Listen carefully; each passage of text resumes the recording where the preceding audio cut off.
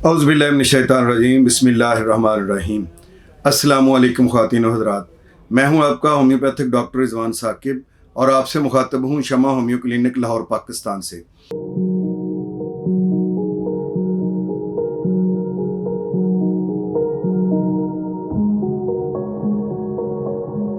आइए आज बात करते हैं निमोनिया क्या चीज़ है और इसका होम्योपैथी में क्या इलाज है। निमोनिया अक्सर बच्चों में होता है या बूढ़ों में होता है। इसकी वजह यह है कि इस उम्र में बच्चों में भी और बूढ़ों में भी क़ुव्वत मुदाफ़त कम होती है और कोई भी वायरल इन्फेक्शन जो है वो जल्दी लग जाती है।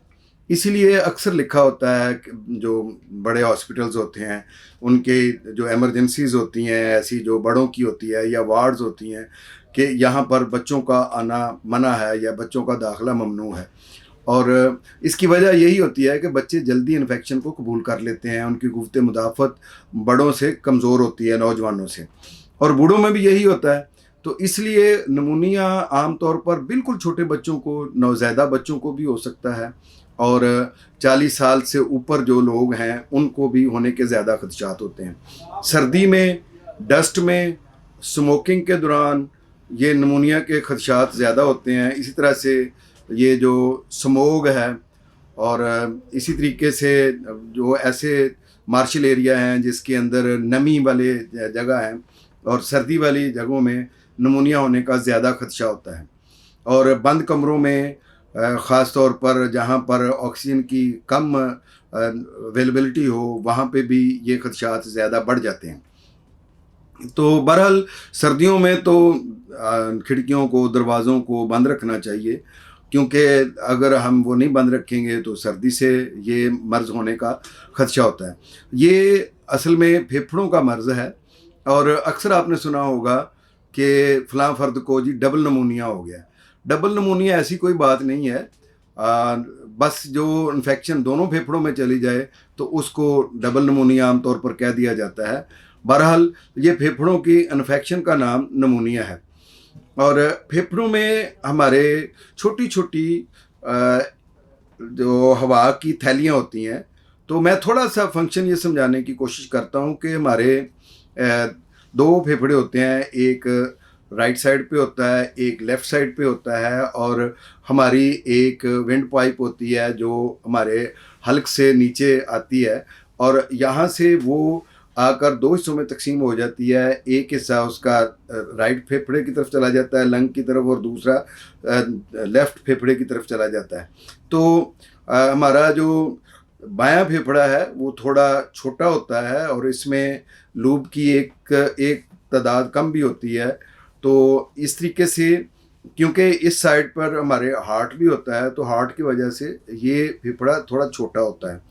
और अक्सर बाएं साइड का जो फेफड़ा है उसके अंदर इन्फेक्शन जल्दी होती है, क्योंकि इसका साइज़ भी छोटा होता है और इसका जो लूब है उस भी एक कम होता है। तो इसकी वजह से इस साइड पर अक्सर लेफ़्ट साइड पर इन्फेक्शन पहले होती है, लेकिन कोई ज़रूरी भी नहीं है। बाज़ औक़ात ये राइट साइड पर भी पहले हो सकती है और बाज़ औक़ात ये होता है कि दोनों साइड पर भी इन्फेक्शन हो सकती है।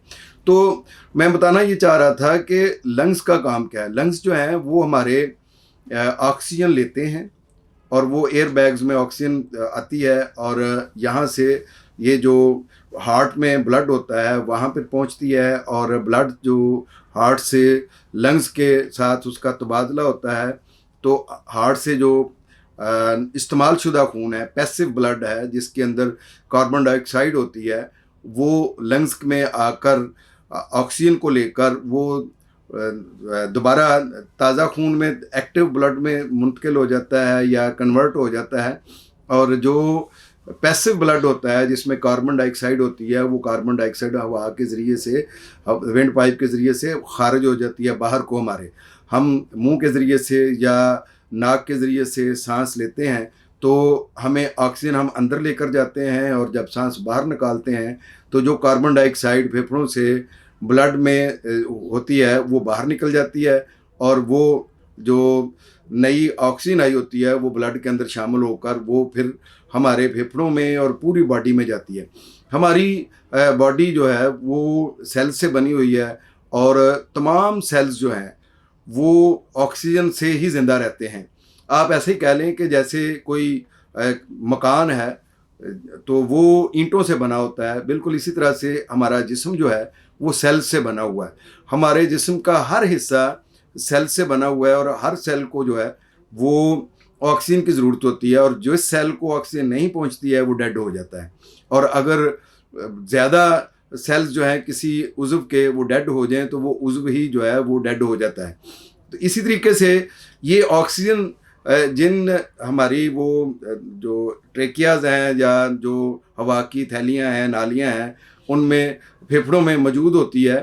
तो ये वहाँ पर बाज़ औक़ात फंगल इन्फेक्शन से, बैक्टीरियल इन्फेक्शन से या दीगर किसी भी किस्म की कोई भी इन्फेक्शन जो होती है, कोई भी जर्म्स होते हैं, वो जब हमारे फेफड़ों पर अटैक करते हैं, नज़ला, ज़ुकाम, खांसी, बुखार, इस तरह की अलामत पैदा होती हैं, तो वहाँ पे फेफड़ों में पहले तो पानी उसकी जगह पे हवा की जगह से बनता है और फिर वही इन्फेक्टेड होता है, पानी फ्लूइड जो होता है, तो वो बाज़ दफ़ा पीले रंग का पस की तरह की चीज़ बन जाती है, जो इंतहाई तकलीफ़देह होता है। उस वक्त सांस लेना मुश्किल हो जाता है, हल्का बुखार हो जाता है, वॉमिटिंग होना शुरू होती है, खांसी होती है, ये निमोनिया की अलामात हैं।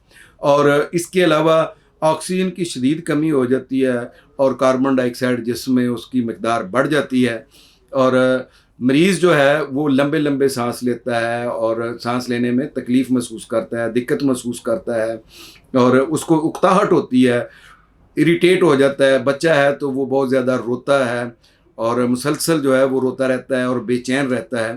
तो ये जो कैफ़ियत हैं, ये आपका डॉक्टर जो है वो देख कर बता सकता है। मसलन अगर एक बच्चा 1 माह 1 दिन से लेकर 1 माह तक का है तो उसकी दिल की धड़कन उसकी साँस की रफ़्तार जो है वो तकरीबन 60 साँस होते हैं उसके 1 मिनट में। और यही बच्चा जो है वो जब 1 साल तक होता है, यानी 2 माह से लेकर 1 साल तक का बच्चा है तो उसकी 50 होती है। और 1 साल से 5 साल तक के बच्चे की जो सांस की रफ्तार है वो पर मिनट 40 होती है। तो 40 से अगर उसकी सांस की रफ्तार ज़्यादा हो रही है, छोटे सांस ले रहा है, तो इसका मतलब है कि उसके लंग्स में कोई इन्फेक्शन है जिसकी वजह से उसको ये मसला हो रहा है, तो ये निमोनिया भी हो सकता है।